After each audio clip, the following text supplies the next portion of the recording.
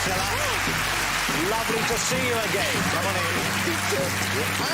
Now, here's Danny. Wow. Now, Danny's going to speak more slowly, a little bit, to make it easier to understand. I'm totally baffled. I have no idea what was said. You were a different person back there when I met you. Well, I was petrified of you, that's why. Look, I am now a little bit. Yeah. Oh, but my gosh. but you can understand him when he speaks like that, OK? When he speaks slowly, yes, and when he can speak English. Okay, yeah. Well, he was speaking English. It was just the vernacular. It was idiomatic English. I was gonna watch Easterners, but I changed my mind. Easterners. You know, I struggle finding Easterners. But, Which channel is Easterners on? I haven't seen Easterners at all. Yeah. OK, so we mentioned Halloween earlier on, of course. Very, very different, the level it's celebrated in the USA to the UK. But I read somewhere, I don't know if it's true, that you and Elvis, you did go out in special costumes one year. Yes.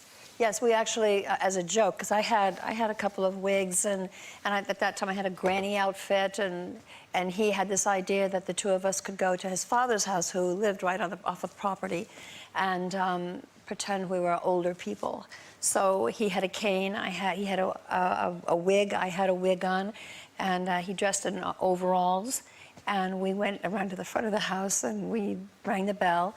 And we had little bags, and he had glasses on, I had glasses on my nose. I mean, we were really characters. So we rang the bell, and his dad opened the door, and of course he was way down, and you know, couldn't really see his face. And his father's looking, and he says, you know, something like, "What are you two old people doing here trick-or-treating?" You know. And so of course that you know, cracked Elvis up, and he says, "Who are you? Stand up." So, I mean, he wasn't really into Halloween, and he was gone most of the time.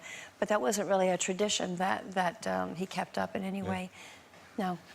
Obviously, you've been asked about him all your life. You know, you were with him when you became a young woman. You married him, and you were only with him for 6 years, man and wife. Yeah, but we were together way before that.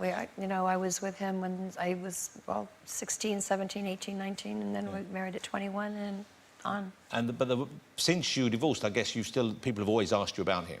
Are there things that you haven't said much? Are there things we still haven't heard? What things about his personal... Something you could share with us that maybe people don't know about him yet? Oh, my gosh, I think that they know so much about him. I was thinking about that. And one of the things that Elvis did, first of all, when he was young, he never liked to go to people's homes or eat because he didn't like eating with other people's silverware.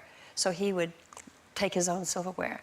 And he didn't like drinking out of cups that other people had drank out of, even restaurants or other homes. So when he drank, he would drink where the handle was, so knowing that no one would ever drink at that side.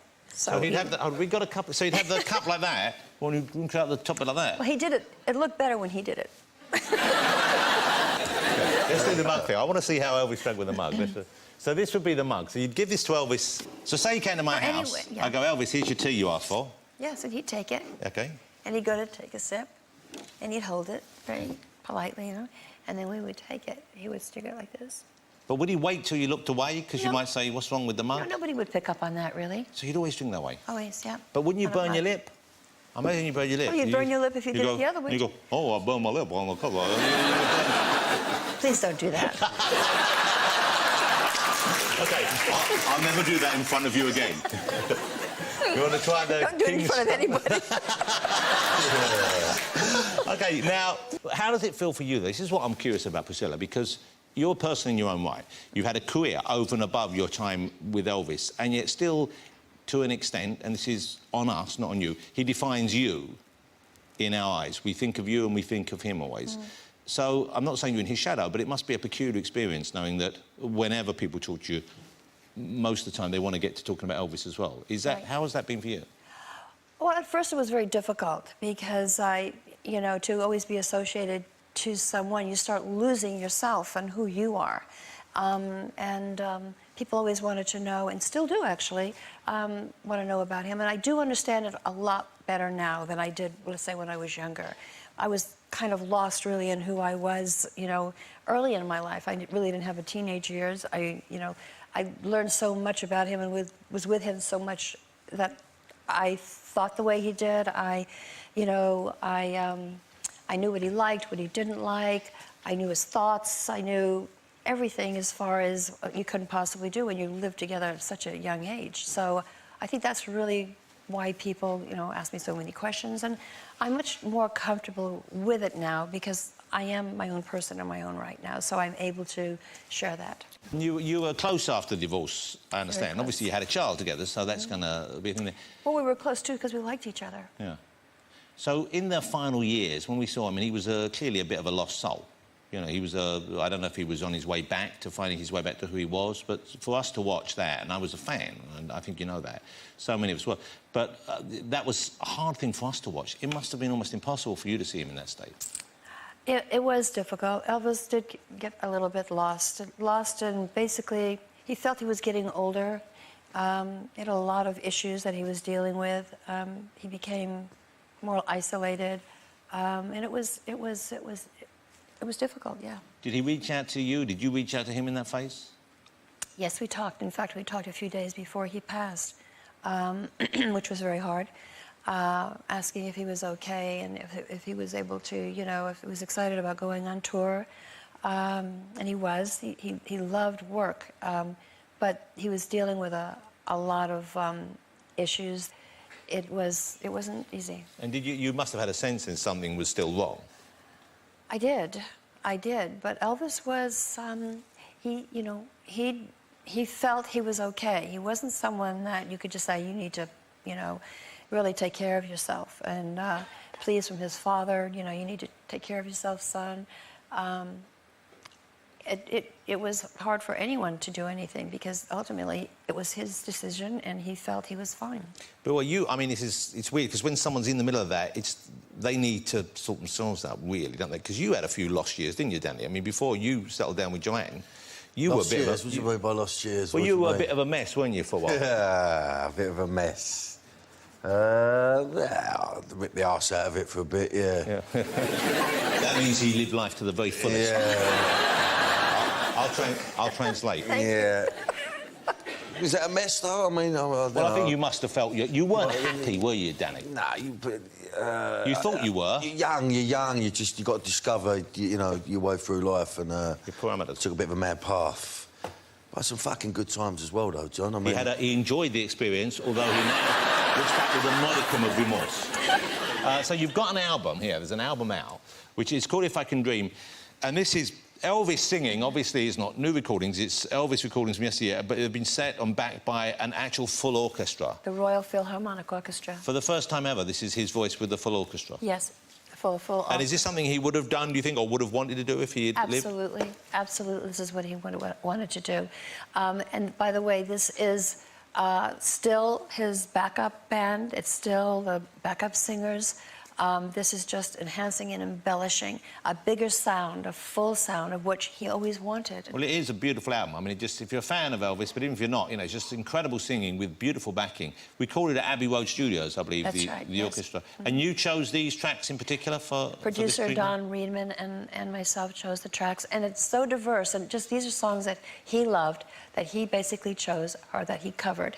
Well, the song I particularly love, and this is a song I've always loved by him, and you do a version here which is just incredible, American Trilogy. Yes. Which I think was one of his favourites as well, wasn't it, to perform? Yes, I brought that song to him. Yes. And said, not that he liked anyone picking out music for him, because he didn't. He liked to choose his own music. But when I heard that song, driving down Sunset Boulevard, I go, oh, my God, this is everything he believed about his country, everything he believed about the South, everything he believed about his maker.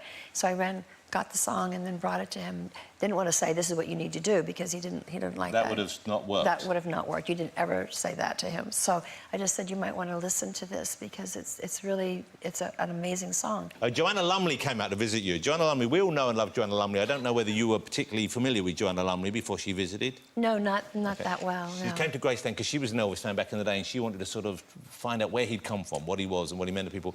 And she filmed with you at the house. And that must be strange for you, showing people around the house who want to say, I know you don't do the actual tour. So, I did that day. Yeah, but you don't often, no, do you? Don't, so don't go expecting Priscilla when you go see Graceland, because you'd be exhausted, wouldn't you? But you showed her around, and that must be strange for you, because the memories that exist there must still resonate for you, I imagine. Yes, it does. In fact, she was very lovely, by the way. I mean, she was so respectful, she was funny, she was so charming. I really liked her a lot. I was also with her at Abbey Road Studios, and she was there sitting and listening to some of the music as well. That documentary actually is coming out this coming week. Yeah, it's this Wednesday on ITV, and it's a charming, very, very informative and entertaining. But it's a very personal kind of approach. Very to the subject, personal. isn't it? Have you seen it? Yeah, I've seen it. Yeah, it is very personal, and she asked such great questions. Wanted to know all about him, and Well, she the said, questions I'm sure were fine, but some of them, sure they weren't as good as a professional would do. OK, now, there's been a big exhibition on at the O2 Centre here in London, and it's on until January. Incredible artefacts from the huge, I guess the vaults. huge, you call it the vaults of Elvis memorabilia and personal items and stuff. I don't know how many items there are there, but we have... 2 million. Wow. Not at the O2, but in You've our got vaults. 2 million in the vaults. 2 Wow. million artifacts, Wow. yes. And so, obviously, they have genuine historical value, and they also have value to the fans over and above that. And we have something special here, which I'm going to show you, which Priscilla has kindly arranged for us to have out here. So maybe you can tell us... I have to put these gloves on to handle it. They told me it wasn't anything personal, but I noticed Danny was having a feel with that one earlier. OK, let's have a look at this, because this is why I have to wear the gloves. This is gold-plated. Is diamonds, sapphires and rubies, or just... Diamonds and sapphires. Wow. OK, so... And this And is rubies, yes, of considered priceless, because this was worn by Elvis. It was a gift to Elvis, certainly. Yes, it was a gift by the International Hotel. He had smashed all of the attendants in all of Las Vegas. And I think it was like somewhere around 114,000 attended his show in 1969. And so where would you keep this sort of stuff in the house? Would this be on display, or would this be tucked away in the drawer? We had, yes, he had a place that he would have it. I mean, he kept it among his things. He was very proud of it, and he wore it on occasion. I mean, it's very heavy, and this will be on display, actually. So it's one of the most requested... It weighs... Angie? Let's put it down there. He needs help. In so many ways, Priscilla. OK, put it down there. That's fabulous. Ladies and gentlemen, I think you'll agree she's a spectacular guest. What charming company. Priscilla Presley. Thank you so much. Thank you.